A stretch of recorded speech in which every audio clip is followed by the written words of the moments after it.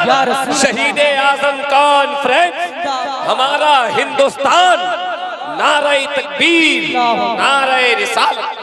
लोग कहते हैं कि अब जरा देखें, ये रामायण से मैं साबित करूंगा कि अल्लाह एक है। हम कुरान पढ़ते गए, हमारे बच्चे कुरान पढ़ते गए, हमारी बीवी कुरान पढ़ती है, हमारी माएँ कुरान पढ़ती है। कुरान क्या कहता है पहले कुरान से पूछते गए। उलमा से पूछिए, उठाइए 30वां पारा, सूरह इखलास को पढ़िए। सूरह इखलास में क्या लिखा गया? बिस्मिल्लाहिर्रहमानिर्रहीम। सुनिएगा, कुल हुवल्लाहु अहद अल्लाहुस समद लम यलिद वलम यूलद वलम यकुल लहू कुफुवन अहद। उठाइए कंजुल ईमान, तर्जमा पढ़िए। ए महबूबा फरमा दीजिए अल्लाह एक है। ऊंचा बोले अल्लाह एक है, पाक है, बेऐब है, न माँ है, न बाप है, न औलाद है। जो इन चीज़ों से पाक पवित्र साफ है, वही हम सबका खुदाए पाक है। देखें, अब ये तो कुरान ने कहा, ये रामायण देखें मेरे हाथ में, रामायण का बालकांड है और पेज नंबर 71 है। इस पे मैंने ये देखें ताकि देखने में आए, मैंने निशान लगा दिया है। रामायण कहता है, मैं देख कर पढ़ रहा हूँ, एक लफ्ज इधर उधर नहीं है। ये ओरिजिनल रामायण है। कहा कि बिन पद चली सुने बिन काना, बिन पद चली सुने बिन काना, कर बिन करम करे तीर्थ नाना। आनन रगत सकल रस भोगी, बिन पानी भगता बल जोगी। ये देखें रामायण। कहा के लोगों, अब जो मंत्र मैंने पढ़ा इसका खुलासा देखें। ये किताब मेरे पास है, श्री रामचरितमानस। ये देखें, श्री रामचरितमानस का बालकांड है। जब मैंने उस चौपाई, रामायण की चौपाई का खुलासा तलाश करना शुरू किया, ढूंढते ढूंढते एक किताब हाथ लगी, जिस किताब का नाम है श्री रामचरितमानस। इस किताब का पेज नंबर 130 है। इस किताब पे उसी चौपाई का तर्जमा लिखा गया। हमने कहा क्या मतलब है? जब इसमें हमने पढ़ा, कहा बिन पद चले सुने बिन काना। कहा लोगों, पूरी दुनिया का पैदा करने वाला खालिक वो है, पूरी दुनिया का चलाने वाला मालिक ऐसा है। बिन पद चली सुने बिन काना, जो चलता है लेकिन हमारे आपके तरफ पाँव नहीं है, जो सुनता है हमारे आप के तरह कान नहीं है, जो देखता है हमारी तरह आंखें नहीं है, जो पकड़ता है हमारे तरह हाथ नहीं है। कहा क्या मतलब? कहा कि अल्लाह वो है, इस दुनिया का पैदा करने वाला खालिक और मालिक वो है, जो चलता है लेकिन पाँव नहीं है। यानी पाँव से पाक, हाथ से पाक, आंखों से पाक, कान से पाक, नाक से पाक, जिस्मो जिस्मानियत से पाक, माँ से पाक, बाप से पाक, औलाद से पाक। जो इन चीजों से पाक पवित्र साफ है, वही हम सबका खुदाए पाक है। और वो अल्लाह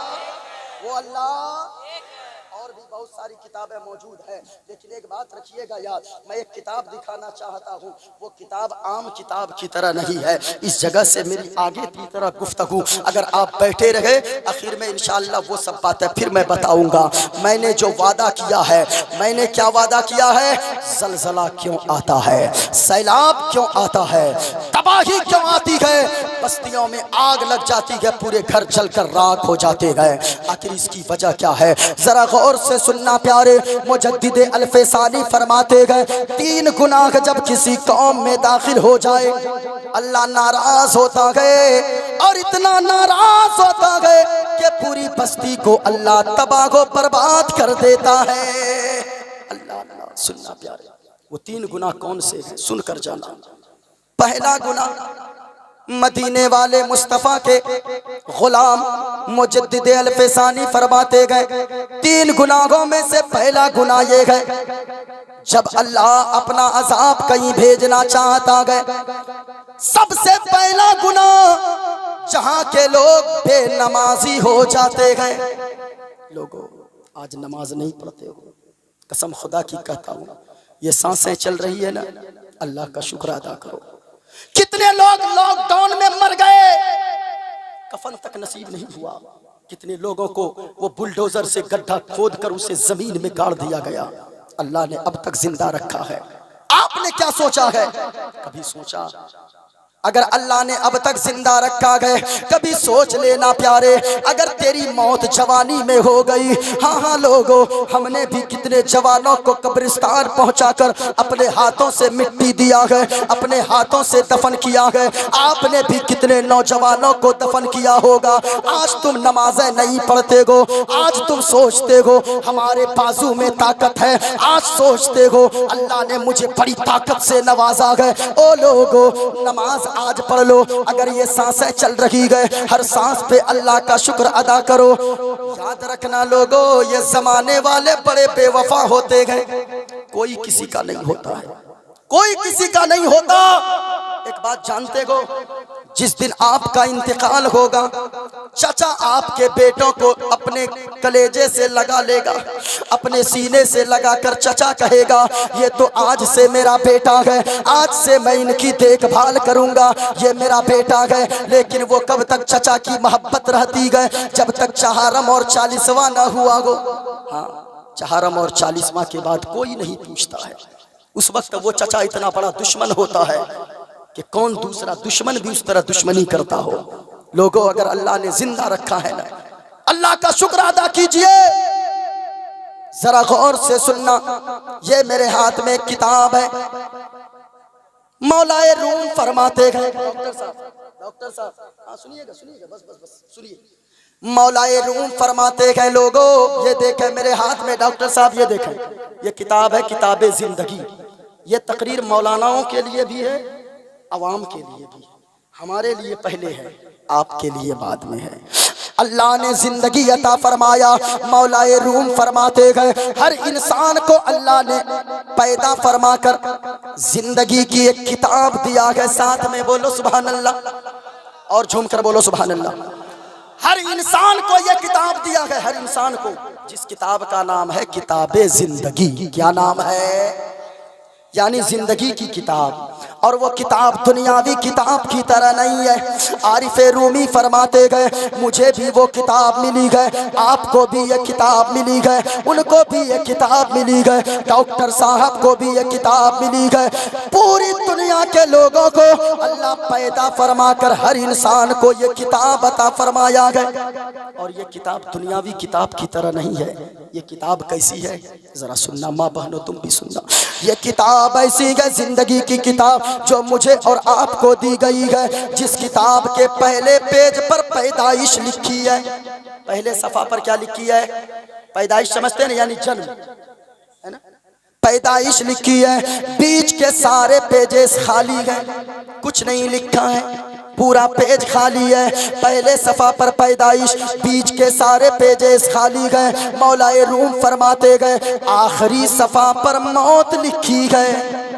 आखिरी सफा पर क्या लिखी है? मौत लिखी है।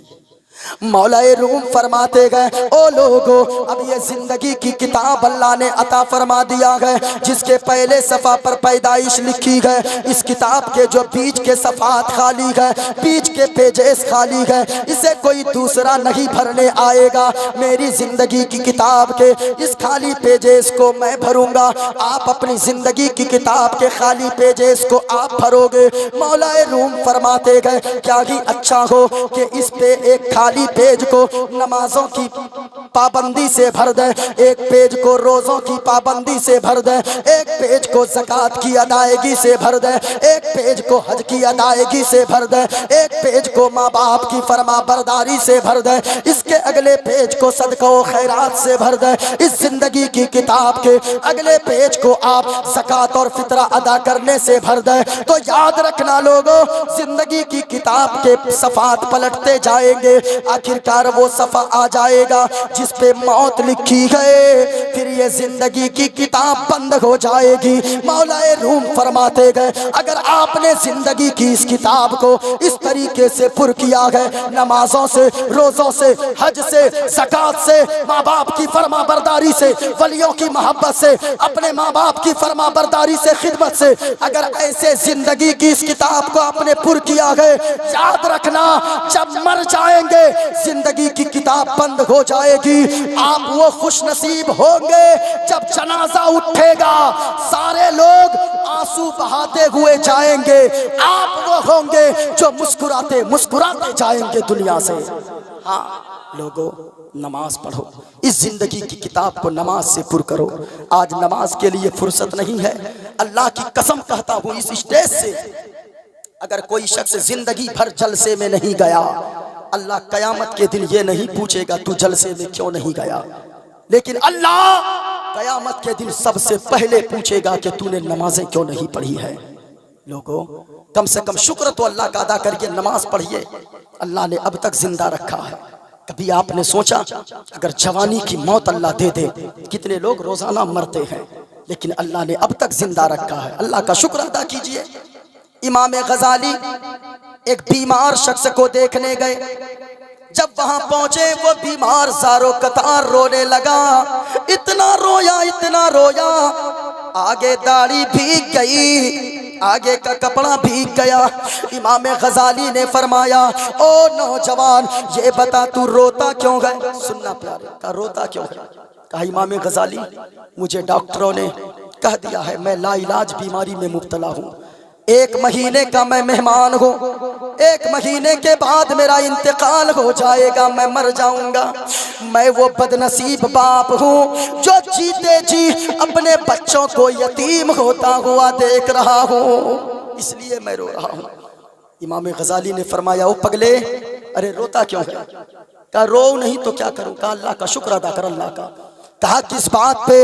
इमाम गजाली ने फरमाया, सुनो सुनो, इस बात पर अल्लाह का शुक्र अदा कर। कितने लोग अचानक इस दुनिया से चले गए, पता नहीं कलमा तक नसीब हुआ या नहीं। अचानक वो ट्रक के नीचे आया, अचानक वो बस के नीचे आया, अचानक मौत हो गई, पता नहीं तौबा तक नसीब हुई या नहीं। लेकिन तू तो खुश नसीब है, अल्लाह ने कम से कम 1 महीना तौबा करने की मोहलत तो अता फरमा दिया है। कम से कम अल्लाह ने जिंदा रखा है ना, अल्लाह का शुक्र अदा कीजिए। अल्लाह ने बेटा दिया है, बेटी दिया है, अल्लाह का शुक्र अदा कीजिए। हमने देखा है डॉक्टर साहब गुजरात के सेठ को, जिसके 4 फैक्ट्री है, रड वो सरिया बनाने वाली फैक्ट्री, 10-20 गाड़ियां चलती है, हजारों नौकर चाकर फैक्ट्री में काम करते गए, जानते गए, लाखों रुपए जेब में है, लेकिन चेहरा उदास रहता है। हमने पूछा, ओ सेठ साहब ये बताएं, लाखों रुपए जेब में लेकर चलते हो, हजारों नौकर चाकर काम करते गए, ये चेहरा उदास क्यों रहता है? कहने लगा कि मुफ्ती साहब, ये लाखों रुपए का क्या करूंगा? इन लाखों रुपए में से कोई 10 रुपए अब्बा कह के मांगने वाला, कोई 10 रुपए मांगने वाला अल्लाह ने मुझे बेटा या बेटी नहीं अता फरमाया है। कभी सोचा है लोगों, 8-10 घंटा इंसान ड्यूटी करता है, जब जाता है ना घर, अपने बच्चे को देखता है, कलेजे में ठंड पड़ जाती है, सारे थकन को एक बाप भूल जाता है। अल्लाह का शुक्र अदा कीजिए, अगर अल्लाह ने ये सांसों को अभी तक जिंदा रखा है। ये सांस क्या समझते हैं हम? कितने लोग मर गए ऑक्सीजन न मिलने की वजह से। लॉकडाउन में अभी कुछ दिनों पहले ऑक्सीजन न मिलने की वजह से कितने लोग मर गए। एक 80 साल का बूढ़ा है, इधर देखा मेरी तरफ, 80 साल का बूढ़ा शख्स है, हॉस्पिटल में गया, ऑक्सीजन डॉक्टरों ने लगाया, 24 घंटे तक ऑक्सीजन में सांस लिया। जब बाहर निकला सेहतयाब हो गया, बाहर निकला, डॉक्टरों ने एक बिल थमा दिया, कंपाउंडर ने एक बिल थमा दिया। जैसे उस 80 साल के बूढ़े ने उस बिल को देखा, सारों कतार रोने लगा, इतना रोया, आगे का कपड़ा भीग गया, दाढ़ी भीग गई, कंपाउंडर से सारे जमा हो गए, डॉक्टर से सारे जमा हो गए, कहने लगे ओ बाबा जी रोते क्यों गए? ये बिल ज्यादा हो गया गए, अगर ज्यादा हो गया है पैसे, अगर बिल ज्यादा हो गए मालिक से कह के कुछ कम करवा दूंगा, लेकिन आप रोइए नहीं, रोते हुए आप अच्छे नहीं लगते गए। इतना कहा ना, उस 80 साल के बूढ़े ने जो जवाब दिया, कहा ओ डॉक्टरों तुम क्या समझते हो मैं गरीब हूँ? तुम मुझे गरीब समझते हो? सुनो, अल्लाह ने मुझे इतनी दौलत दिया है, अगर मैं चाहूँ ना खड़े खड़े तेरे हॉस्पिटल को मैं खरीद सकता हूँ। खड़े खड़े खरीद सकता हूं। कहा फिर ये बिल देखकर रोते क्यों हैं? कहा कि ओ डॉक्टरों, ओ कंपाउंडरों, मैं इसलिए रोता हूं 24 घंटे तक मैंने तेरे हॉस्पिटल में रहकर ऑक्सीजन में सांसें ली है, तुमने 90,000 का बिल थमा दिया है। 80 साल मेरी उम्र हो गई है। इस 80 साल में पूरे 80 साल तक अल्लाह की खुली फिजा में, अल्लाह की खुली हवा में मैं सांसें ले रहा हूँ, लेकिन अल्लाह ने कभी इसका मुझसे बदला नहीं मांगा है। अल्लाह कभी सोचा है वो रब कितना बड़ा करीम है, वो कितना प्यार फरमाता है। मदीने वाले मुस्तफ़ा फरमाते गए, जितनी एक माँ अपने बेटे से प्यार करती है ना, उससे 70 गुना ज्यादा एक बंदा से अल्लाह प्यार फरमाता है। फिर उस रब की बारगाह में नहीं जाते गो लोगों, नमाज पढ़ो। बगैर नमाज पढ़े कोई डॉक्टर कामयाब नहीं हो सकता है। ये मेरा नहीं बल्कि कुरान का कहना है। और याद रखना लोगों, मदीने वाले मुस्तफ़ा फरमाते हैं, जब आज़ान होती है सारी बरकतें समेट कर मस्जिद में रख दी जाती है। हाँ, सारी बरकतें मस्जिद में रख दी जाती है। जो नमाज पढ़ेगा अल्लाह रोजी में बरकत देगा।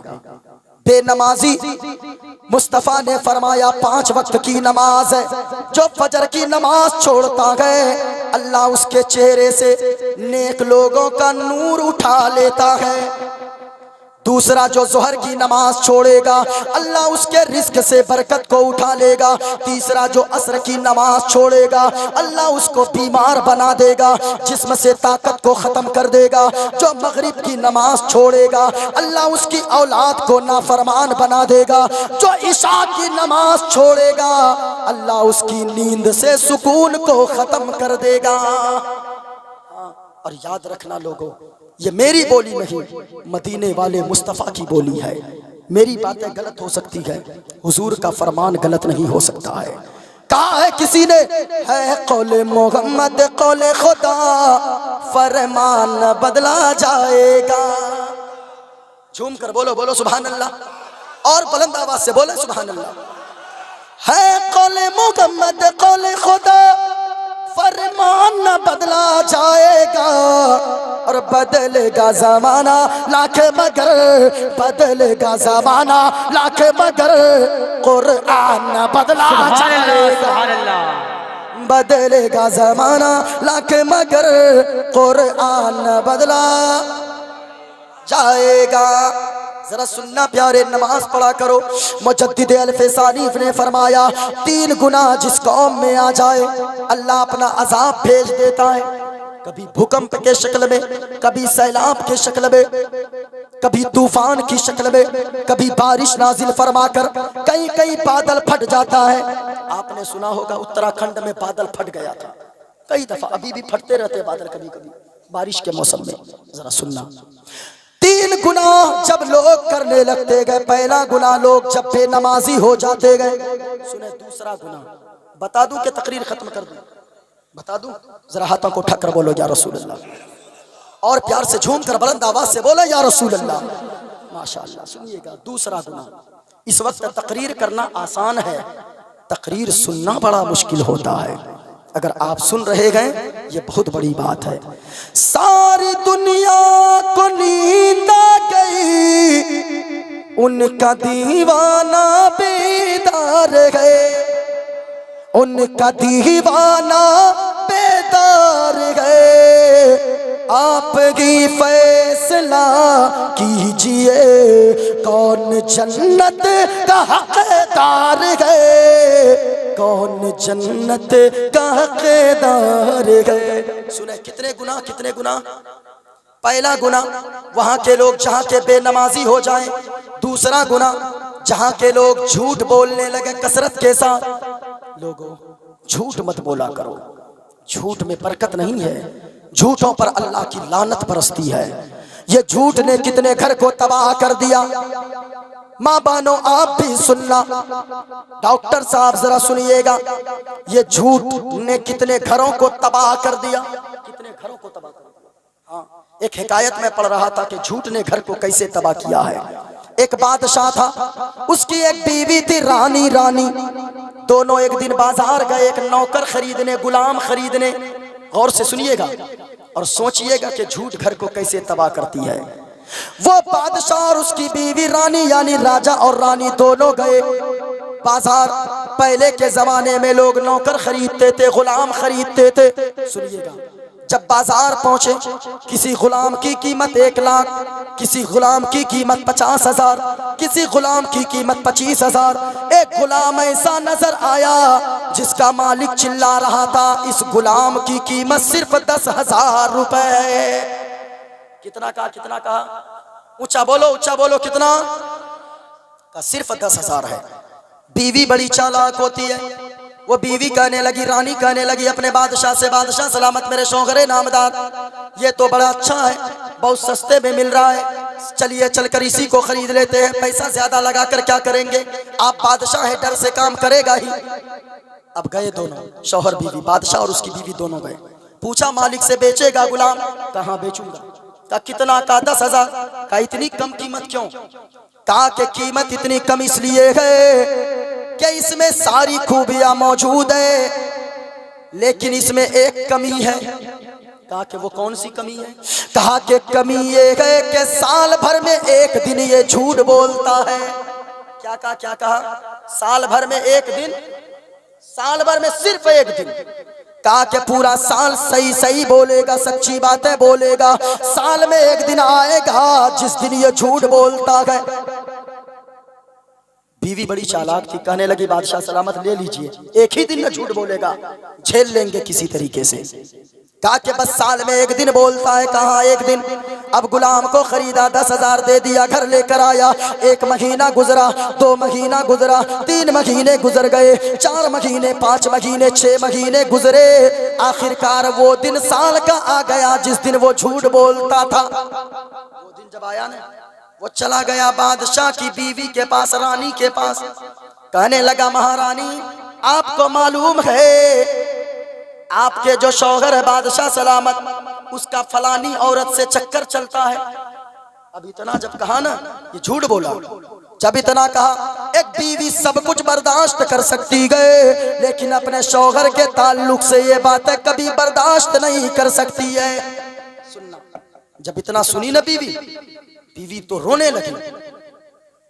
कहने लगी कि ये बताओ अब मामला कैसे सुधरेगा। कहा कि मैं एक तावीज जानता हूँ, अगर वो तावीज मैं बनाकर दे दूं तो याद रखना। अच्छा, ये तावीज का मामला भी बड़ा अजीब है। ये औरतें तावीज के मामले में इतने आगे हो गई है। हाँ, एक हैदराबाद में एक बुजुर्ग है, ये जाकर आलिमों से मसला नहीं पूछेगी, बल्कि कोई अगर अच्छा आलिम गांव में आ जाए तो हाजी साहब भी, नमाजी साहब भी, पीर साहब भी, फला साहब भी, फला साहब भी, सब जाएंगे वो तावीज लेने के लिए। मैं कहना चाहूंगा ओ लोगों, एक हैदराबाद में बुजुर्ग थे, एक सास और बहू की लड़ाई हो गई, बड़ी लड़ाइयां होती थी। एक दिन वो बहू सोचती है, पता चला एक बुजुर्ग जब तावीज देते हैं तावीज में बड़ा असर है। वो बहू गई एक दिन, चुपके से अपनी सास को बताई नहीं, चुपके से चली गई वहां पीर साहब के पास, और बुजुर्ग के पास जाकर कहने लगी, कहा बेटी किस लिए आए हो? कहा कि हजरत एक तावीज दीजिए, मेरे घर में जो बूढ़ी मेरी सास है वो बुढ़ी की जबान बंद हो जाए। उन्होंने देखा हुलिया, कहा कि ठीक है। उन्होंने लिखा, दे दिया तावीज। जाने लगी वो उसकी बहू, उस औरत की बहू। कहने लगा, बुजुर्ग ने कहा, ओ बेटी सुनो, ये तावीज को गले में नहीं लटकाना है। कहा हजरत फिर क्या करना है? तकिए के नीचे रखना है। कहा कि तकिए के नीचे भी नहीं रखना है। कहा कि बेटी ऐसा करो, ये तावीज लेकर जाओ, जब तेरी सास जब जब तुझको बोले, कभी गाली दे, कभी नाराज हो, गुस्सा करे, इस तावीज को गले में नहीं बल्कि इसको अपने मुंह में रख लेना, कुछ नहीं बोलना, जितना जोर से तेरी सास बोले उतने जोर से तावीज को दबाना। अब वो बुजुर्ग बड़े चालाक थे, दे दिया। वो आई, जैसे बहू घर पहुंची, सास इंतजार में थी, कहने लगी, ओ कलमुई आ गई।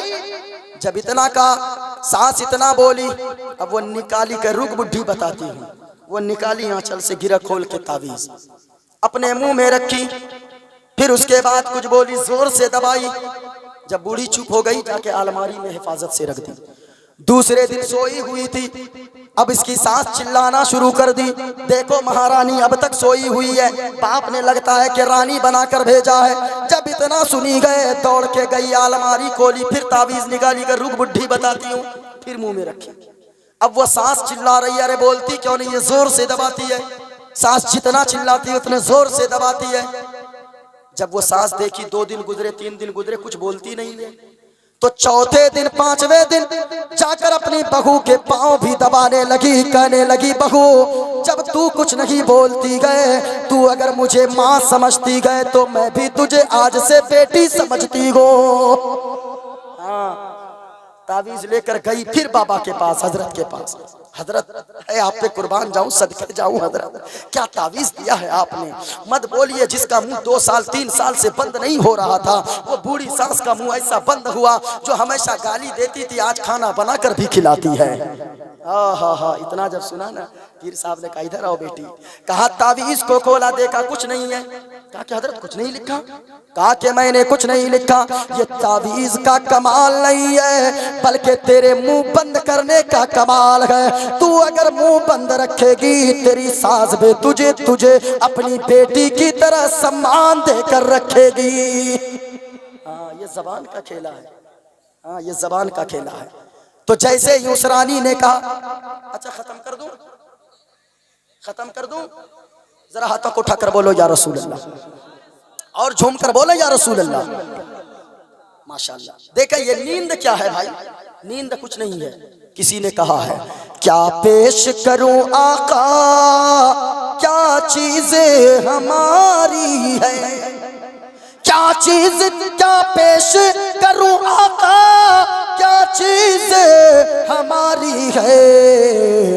ये दिल भी तुम्हारा है, ये जान भी तुम्हारी है। सुने प्यारे, जब इतना सुनी है रानी, कहने लगी, नौकर ने कहा मैं एक तावीज जानता हूँ रानी साहिबा। कहा कि तावीज जानते हो, कैसे होगा। कहा कि कुछ नहीं लगेगा, बस आपके शौहर के गर्दन के ये बाल चाहिए, सर के 2-4 बाल कटिंग करके दे दीजिएगा, बस मैं तावीज बना दूंगा। कहा वो कैसे। कहा ये तो आसान काम है, रात को बादशाह सलामत सोएंगे, आप जाइएगा धीरे से जाकर उनके गले के पास से ये बाल काट के ला लीजिएगा, गर्दन का बाल। अब सुनना प्यारे, जब इतना कहा ना, कहा ये तो आसान काम है। इतना उस रानी को समझा दिया। फिर राजा के पास वही झूठा नौकर पहुंचा जो उस दिन झूठ बोलने का था उसका। कहने लगा बादशाह सलामत आपको कुछ पता है, रानी साहिबा का चक्कर फलाना मर्द से चलता है। कहा कि ऐसा कैसे हो सकता है, गुस्ताख। कहा कि आपको अगर यकीन नहीं है बादशाह, रात में जगे रहिएगा, आज रात 12 बजे वो आपका मर्डर करने आएगी। रात को बादशाह की नींद उड़ गई, बिस्तर पे घुलटता रहा, कभी पश्चिम पलटे, कभी पूरब पलटे, कभी दायां करवट ले, कभी बायां करवट ले। आखिरकार रात के 12 बज गए। रात के जब 12 बज गए, देखा उसकी बीवी रानी आ रही गए, हाथ में अस्तूरा लिए हुए गए, और वो जैसे ही आई, गर्दन के बाल काटने को जैसे ही सीने पर बैठी गए, बगल में बैठी, इसने अस्तूरा को छीना, जमीन पे अपनी बीवी को पटक दिया, सीने पर बैठ गया और अपनी मोहब्बत वाली बीवी का उसी अस्तूरे से गला काट दिया। अल्लाह अल्लाह। कभी सोचा ये सारी बातें क्यों हुई? एक झूठ की वजह से, एक झूठ की वजह से। इसलिए लोगों झूठ मत बोले, कितने घर तबाह हो गए झूठ की वजह से। बड़ी तेजी के साथ चले। मुजद्दिद अल-फसानी फरमाते गए, जब किसी कौम में 3 बुराई शामिल हो जाए, अल्लाह अपना अजाब भेज देता गए। पहली बुराई, जहाँ के लोग बेनमाजी हो जाए। दूसरा गुनाह, जहाँ के लोग कसरत से झूठ बोलने लगे, झूठ मत बोला करो। तीसरी चीज सुनो, जहाँ के लोग हराम खाने लगे। लोगों हलाल खाओ, हलाल में बरकत है, हराम में बरकत नहीं है, बेचैनी है। इन उलमा को आपने देखा है कभी? 5000 कमाने वाला, जिसको आप कहते हो 1500 की बरकाती टोपी सर पे होती है, 3000 की सदरी होती है, 2000 का जुब्बा होता है, और जुमा के दिन आंखों में सुरमा लगाकर, खुशबू मलकर, मिंबर पे जाकर जब खिताब करता है, ऐसा लगता है वक्त का एक राजा अपनी प्रजा से खिताब कर रहा है। कभी सोचा है क्यों? इसलिए कि हलाल में बरकत है। 5000 कमाइए, हलाल कमाइए, हराम मत कमाइए, हराम मत कमाओ। आए मैं बताऊं, माँ बहनों आप भी सुनकर जाना, हराम में बरकत रही है, हलाल खाओ। लेकिन कितने मर्द ऐसे हैं जो इन बीवियों के, इन माँ बहनों के बेजा फरमाइश की वजह से हराम कमाने पर मजबूर हो जाते हैं। हाँ, बेजा फरमाइश की वजह से।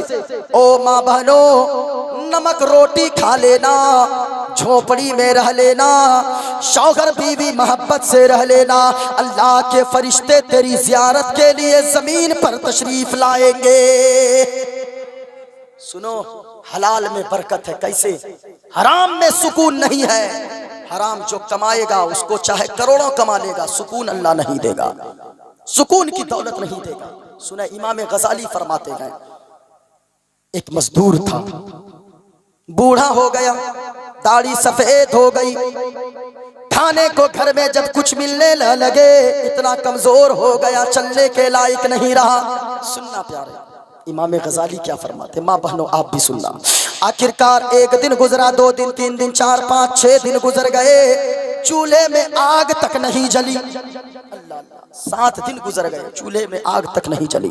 अचानक बीवी आ गई, शाम के वक्त कहने लगी, ओ मेरे सरताज, उस मजदूर से कहने लगी जो कमजोर हो गया था, सफेद दाढ़ी हो गई थी, वो अब कमा नहीं सकता था। साहिब, अगर कोई मजदूर को रिक्शा चलाते देखे ना, तो आप ये सोचे कोई खुशी में रिक्शा नहीं चलाता है।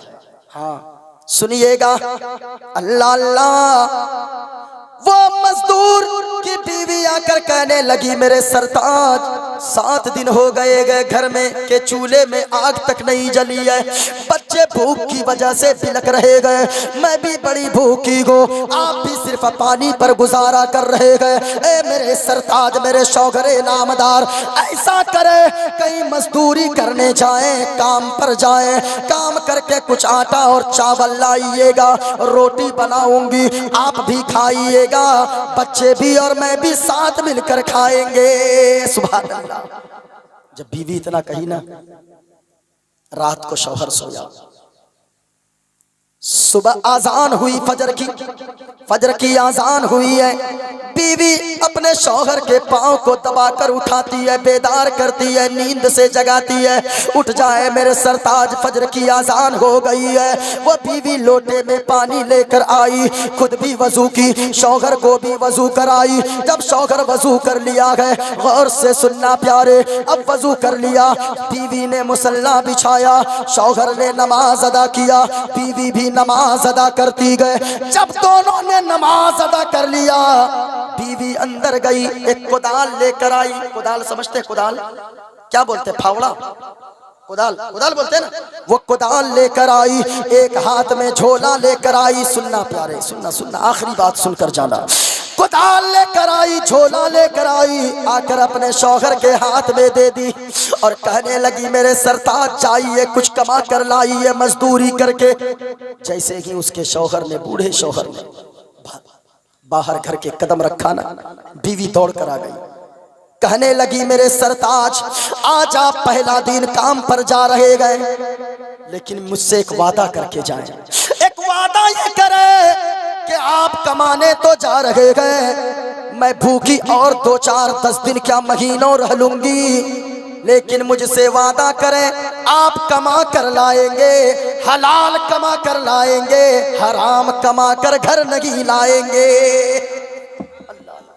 वो बीवी थी। ओ माँ बहनों, कभी सोचा है तुमने, कभी ये फरमाइशें तुमने की है? तुम तो बेजा फरमाइशें करती हो, फला ने अपनी बीवी को ऐसे लहंगा चुनरी दिया है, फला ने ऐसी साड़ी खरीद कर दिया है, तेरा शौहर मजबूर होता है।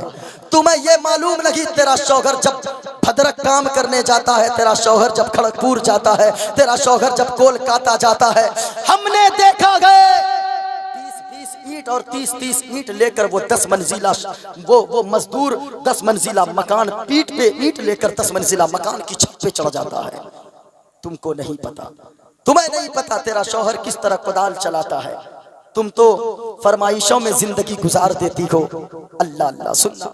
जब वो गया है जाकर मजदूरों की लाइन में लग गया, जिस चौराहे पे मजदूर खड़े रहते थे, सारे लोग आए, हट्टे गुट्टे नौजवान मजदूर को लेकर चले गए। इस बूढ़े शख्स को किसी ने न पूछा।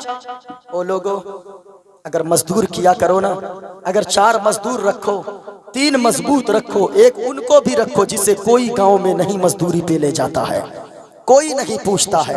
मैं यकीन के साथ कहता हूँ, जिसे कोई नहीं पूछता है उसे आप अपने यहाँ लेकर चले जाना।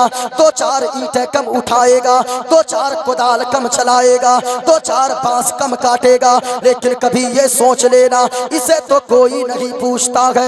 मैं काम पर ले आया हो, उनको तू मजदूरी मुकम्मल दे देना। तेरे दिए हुए पैसे से वो गोश्त खरीद कर ले जाएगा। न जाने उनके बच्चों ने कई महीनों से गोश्त न खाया होगा, जब तेरे दिए हुए पैसे से उनके बच्चे गोश्त खाएंगे, अल्लाह की कसम कहता हो, उनके बच्चे अगर हाथों को उठाकर घर से गोश्त खाकर दुआ दे देंगे, यहाँ ते इज्जतदार बन जाएगा, वहाँ गुंबदे खजरा के मकीन आपसे राजी हो जाएंगे। कभी ऐसा किया करो, जिसे कोई नहीं पूछता है उसे आप पूछ लिया करो। गौर से सुनना। सारे मजदूरों को लोग लेकर चले गए। आखिरकार एक मजदूर वही बच गया, किसी ने न पूछा। दिन के 1 बज गए, जोहर की आजान हो गई। जब जोहर की आजान हो गई, सोचा घर जाऊंगा, बीवी को क्या मुंह दिखाऊंगा, बीवी तो बड़े अरमानों से भेजी है। अल्लाह अल्लाह, मैं जानता हूँ साहिब, डेली जो मजदूर काम पे जाते गए, अगर उसे काम मिल जाता है वो तो शाम को मुस्कुरा कर घर आता है। अगर कोई साइकिल पे मजदूरी करने जाता है, हमने देखा है जब उसको काम नहीं मिलते गए, दिन के 10 बजे जब वापस घर की तरफ आता है, उनके पाँव नहीं उठते गए घर की तरफ आने को। वो यही सोचता है, आज मैं बीवी के सामने चेहरा कैसे लेकर जाऊंगा, मेरे बच्चे इंतजार में होंगे, अब्बू कमा कर लाएंगे, आज गोश्त या मछली जरूर खाएंगे। लोगों, जब दिन के 1 बज गए ना, वो मस्जिद चला गया आजान सुनकर। वो मजदूर आजान जब सुना मस्जिद गया, वजू किया, कुदाल बाहर रखा, झोला बाहर रखा, सारे नमाजी चले गए नमाज पढ़कर। लेकिन जब नमाज पढ़ के सारे लोग निकले, ये मस्जिद में झाड़ू लिया, पोछा लिया, झाड़ू और पोछा लगाना शुरू कर दिया। शाम का वक्त हो गया, घर चला गया। जब घर पहुंचा ना, दरवाजे पे दस्तक दिया। बीवी इस्तकबाल के लिए दरवाजे पर खड़ी थी। बीवी दौड़कर झोला लेती है, आ गए मेरे सरताज, आप मुंह धोइए, वजू कीजिए, नमाज पढ़िए ईशा की, मैं खाना बनाती हूँ। अल्लाह अल्लाह, इतना सुनना था, आंखों से आंसू के सावन भादों की तरह आंसू जारी हो गए। इतना रोने लगा, कहने लगा, बीवी आज मैंने जिस मालिक की मजदूरी की गए, उस मालिक ने मुझे मजदूरी नहीं दिया गए। उसने कहा है कि कल आना, फिर तुम्हें मजदूरी दूंगा। ये बहाना कर दिया, रोने लगा। बीवी आती है, अपने शौहर के आंसुओं को पोंछती है, और पोंछने के बाद कहती है, रोते क्यों हैं? कोई बात नहीं, कल देगा। 7 दिन अगर भूखे रहेंगे, 8 दिन भी हो सकते हैं भूखे रह लेंगे। अल्लाह अल्लाह, जब इतना कहा ना, फिर दूसरे दिन फजर की आजान होती है, बीवी आकर बेदार करती है शौहर को। फिर उसका शौहर जग गया, बेदार हो गया नींद से, वजू के लिए पानी ला कर दी, वजू किया, दोनों ने नमाज अदा की। फिर बीवी को दान लेकर आई, झोला लेकर आई, कहने लगी, सरताज चाहिए, आज जरूर लाइएगा, मालिक से कहिएगा आज मजदूरी दे दे, क्योंकि 8 दिन हो गए गए, घर में चूल्हा तक नहीं जला गए, बच्चे भूख की वजह से बिलक रहे गए, जरूर आज कहिएगा मालिक को मजदूरी दे दे। गया, बाहर निकला, फिर दौड़कर बीवी गई, कहने लगी, मेरे सरताज वादा याद है ना, 8 दिन क्या 8 महीने सिर्फ पानी पे गुजारा कर लूंगी, लेकिन हराम कमा कर 1 रुपए घर नहीं लाइएगा। वो भी बीवी थी, हराम में बरकत नहीं है, हलाल में बरकत है। कहा, ठीक है बीवी, याद है तेरा वादा मुझे। गया काम पे, मजदूरों की लाइन पे लगा। फिर सारे लोग आए, हट्टे गुट्टे मजदूरों को लेकर चले गए। इस बूढ़े शख्स को, कमजोर को किसी ने न पूछा।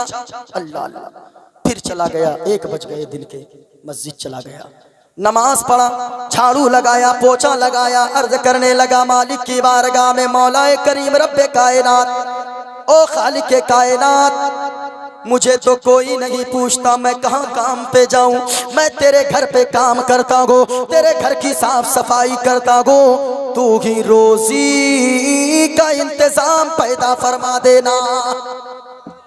अल्लाह अल्लाह इतना कहा, फिर मगरिब के बाद चला घर पहुंचा।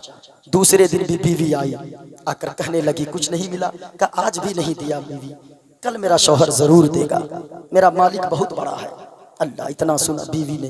तीसरे दिन फिर पहुंचा इसी तरह, लाइन लग गया, किसी ने न पूछा, मस्जिद में गया। तीसरे दिन तो हालत खराब के जाऊं कैसे, झोला उठाया, किसी तरह पछता कर निकला, दरवाजे पर पहुंचा, शर्मिंदगी से आंखें नहीं खुल रही है, पांव नहीं हिल रहे गए, सोचा कैसे दरवाजे पे दस्तक दूं। अचानक देखा घर के आंगन से, चूल्हे से धुएं के निकलने की रोशनी आ रही है, धुआं निकल रहा है। सुभान अल्लाह, जिस घर में आग तक नहीं जल रही थी चूल्हे में 8 दिनों से, आज आग जल रही है। अल्लाह ये सोचता है क्या मतलब है। दरवाजे पे दस्तक दिया, बीवी दौड़ कर आई, रुमाल लेकर आई, कहने लगी लोटे में पानी ली, कहने लगी आप वजू कीजिए, ईशा की नमाज पढ़िए, मैं अभी खाना बना रही हूँ, रोटी बन गई है, बस सालन बनने वाला है, आप नमाज से फारिग होइए, आप भी बैठिएगा, मैं भी बैठूंगी, बच्चों को साथ लेकर खाना खाएंगे। शौहर बिल्कुल हक्का पक्का रह गया, शौहर अजीब कैफियत में आ गया, बीवी ये इंतजाम कहाँ से हुआ। कारे आपके जिस मालिक के यहाँ आप नौकरी करते काम करते उस मालिक ने आपको बताया नहीं। कहा कि नहीं बीवी। कहा कि आपके मालिक का एक कासिद आया था, एक गुलाम आया था, और वो आया था, 1 दिन का राशन नहीं दिया गया बल्कि 1 महीने का राशन देकर गया है। बोलो बोलो बोलो सुभान अल्लाह। कहा 1 महीने का राशन देकर गया है। कहा कुछ पैगाम भी दिया है। कहा कि कह के ये गया है, आपके मालिक ने पैगाम भिजवाया है कि तुम अपने शौहर से कह देना वो काम में कमी न करे, मैं मजदूरी देने में कमी न करूंगा। अल्लाह अगर चाहता है ना, कम पैसों में भी बरकत अता फरमा देता है। हलाल कमाइए, हराम से बचिए। हराम में सुकून नहीं है, हलाल में सुकून है। माँ बहनों, अगर शौहर गरीब भी हो, झोपड़ी में रहते हो, ऐसा करना, नमक रोटी खा लेना, झोपड़ी में रहना, लेकिन कभी शिकायत मत करना, शौहर को मजबूर मत करना। तुम दोनों मोहब्बत से रहोगी तो यकीनन तेरी औलाद को अल्लाह वो हौसला देगा। तेरा बेटा बड़ा होगा तो मुस्तफ़ा का फरमा बरदार बनेगा, तेरा भी फरमा बरदार बनेगा। ये 3 गुनाह जिस कौम में शामिल हो जाए, मुजद्दिद अल्फसानी फरमाते गए कि अल्लाह वहाँ पर अपना अजाब भेजता है, कभी जलजला की शक्ल में, कभी तूफान की शक्ल में। इसलिए लोगों, आप अगर चाहते गए हमारे ऊपर जलजला ना आए, तूफान ना आए, भूकंप उस तरह ना आए जिस तरह तुर्की में आया, जगह जगह भूकंप आई, तो आप इन चीज़ों से बचिए। नमाज की पाबंदी कीजिए, उलमा के करीब आइए। जितने लोगों ने मिलकर महफिल को सजाया, अल्लाह सबों को बेहतरीन बदला अता फरमाए। आपने यहाँ बैठकर इतनी चीज़ें सुना, अल्लाह सबों के यहाँ बैठने को कबूल फरमाए। इस बस्ती पर अल्लाह अपना ख़ास फजल फरमाए। अल्लाह ताला की बारगाह हमें दुआ है, अल्लाह ताला हमें माँ बाप की फरमा बरदारी करने की तौफीक अता फरमाए। लोगों, माँ बाप की फरमा बरदारी हमेशा किया करें, माँ बाप की फरमा बरदारी। आज तो लोग लाखों रुपए लाकर जलसों में लुटा देते हैं। ओ साहिब लुटाइए, ये पैसे जो आपने दिया ना, दीजिए अपने उलमा को। लेकिन कितने घर हमने डॉक्टर साहब ऐसे देखे हैं जिसमें माँ की दवा के लिए पैसे बच्चों के पास नहीं होते। हाँ, 1-2 मरतबा अगर माँ पैसे मांग लेना तो वो बच्चे झिड़क कर बात करते हैं, सारी दौलत क्या तेरे पीछे लगा दूं। मैं कहना चाहूंगा, ओ साहिब, ओ नौजवान, याद रखना, अगर माँ नाराज हो ना, बाप नाराज हो, जलसों में आना बेकार है, नमाजें बेकार है, रोजे बेकार हैं। माँ बाप को राजी कर लो। अगर किसी की माँ नाराज हो एक आखिरी पैगाम लेकर जाओ, घर चला जाना, अपनी माँ के कदमों से लिपट जाना, अपनी माँ से कहना, ओ माँ हमें आपकी दौलत नहीं चाहिए, हमें आपकी जायदाद नहीं चाहिए, हमें आपके महल्लो मकानात नहीं चाहिए, ओ माँ हमें आपकी कुछ नहीं चाहिए, बस हमें चाहिए तो क्या चाहिए, प्यारी माँ मुझको तेरी दुआ चाहिए। अब आखिरी वक्त है, 2-4 मिनट जरा पूरा मजमा मिलकर पढ़ लीजिए, जिनको माँ से जितनी मोहब्बत है पूरा मजमा मिलकर पढ़िएगा। दुआ चाहिए, क्या पढ़ना है? चाहिए। जोर से पूरा मजमा हाथों को लहरा कर पढ़िएगा। जिनको माँ से जितनी मोहब्बत है, मैं दुआ करता हूँ मौला करीम सबों को इनके माँ के कदमों के सदके में जन्नत नसीब अता फरमा देना। पूरा मजमा हाथों को लहरा कर, प्यारी माँ मुझको तेरे दुआ, और ऊंची आवाज, इधर वाले और इधर वाले सब लोग मिलकर, जितने मर्द बैठे हैं मर्द पढ़ेंगे, स्टेज वाले नीचे वाले, सिर्फ औरतें चुप रहेंगी। प्यारी माँ मुझको तेरे दुआ, और ऊंची आवाज में, प्यारी माँ मुझको तेरे दुआ चाहिए, और तेरे आंचल की ठंडी हवा, तेरे आंचल की ठंडी हवा चाहिए। एक शेर पढ़ दूं, ज़हन में आया है।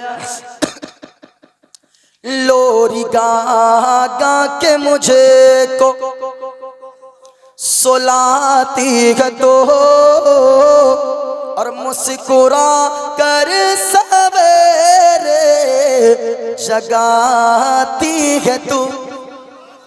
ओ साहिब, माँ के बेदार करने में जो मजा है ना, अभी रोजा आएगा ना, रमजान का महीना, सब कुछ तो रहेगा, जिसकी माँ नहीं है ना, तो माँ जब बेदार करती, भले ही मस्जिद से ऐलान होता हो, लेकिन माँ जब कहती ना, बेटा मेरा लाल उठ जा, सहरी का वक्त हो गया है, माँ की आवाज में जो मिठास है ना, वो दुनिया में किसी औरत की मिठास उस आवाज में नहीं है। हाँ, लोरी गा गा के मुझे को सुलाती है तो, और मुस्कुरा कर सवेरे जगाती है तो, मुस्कुरा कर सवेरे जगाती है तू। हमको इसके सिवा और क्या चाहिए, प्यारी माँ मुझको तेरी दुआ चाहिए, तेरे आंचल की ठंडी हवा। एक शेर और ज़हन में आ गया है, जरा पूरा मजमा हाथों को लहरा कर बोलो या रसूल अल्लाह, और बुलंद आवाज से जितनी ताकत अंदर है झूम कर बोलो सुभान अल्लाह। नहीं, अरे माशाल्लाह माशाल्लाह माशाल्लाह। बस ये आप लोगों की मोहब्बतें हैं, मैंने बोल दिया है। इस वक्त मैंने क्या कहा, तकरीर करना आसान है, आप लोगों ने सुन लिया है, ये बहुत बड़ी बात है, वरना तो लाखों का मजमा जहाँ होता है वहाँ भी लोग इतनी रात तक नहीं बैठते हैं। हाँ, लेकिन ये आपकी मोहब्बत है, आप लोगों ने जो जलसा सजाया, आज का ये जलसा हजारों कॉन्फ्रेंसों पर भारी है। हाँ, क्योंकि आज का जलसा किसी दुनियादार के नाम पर नहीं, शहीद आजम इमाम हुसैन के नाम पर सजाया गया है। सुभान अल्लाह सुभान अल्लाह, सबका दिल मुबारकबाद है। हाँ, प्यारी माँ मुझको तेरी दुआ, और तेरे आंचल की ठंडी हवा, तेरी खिदमत से दुनिया में इज्जत मेरी, ओ माँ तेरी खिदमत से दुनिया में इज्जत मेरी, और तेरे कदमों के नीचे है जन्नत मेरी, तेरे कदमों के नीचे है जन्नत मेरी। उम्र भरे सर पे साया, उम्र भरे सर पे साया तेरा चाहिए, प्यारी माँ मुझको तेरी दुआ, तेरे आंचल की ठंडी हवा। अल्लाह सबों को शादो आबाद रखे, अल्लाह सबों को खुश रखे। यहाँ इस बस्ती पर अल्लाह अपना ख़ास फजल फरमाए। अल्लाह ताला जुमला उलमा, जुमला अराकीन, जुमला कमेटी के नौजवान, बूढ़े, बच्चे, जितनी औरतें यहाँ आई, सबों को अल्लाह सलामत रखे। खूब की सैर चमन, फूल चुने शाद रहे। बागबा जाता हूँ मैं, गुलशन तेरा आबाद रहे। पूरा मजमा पढ़ लें। अस्तगफिरुल्लाह रब्बी मिन कुल्ले ज़ंबियों व अतूबु इलैह। कलमा शरीफ पढ़ ले, ला इलाहा इल्लल्लाह, बुलंद आवाज से, ताकि सीना साफ हो जाए। ला इलाहा इल्लल्लाह, बुलंद आवाज से, ला इलाहा इल्लल्लाह मुहम्मदुर रसूलुल्लाह सल्लल्लाहु तआला अलैहि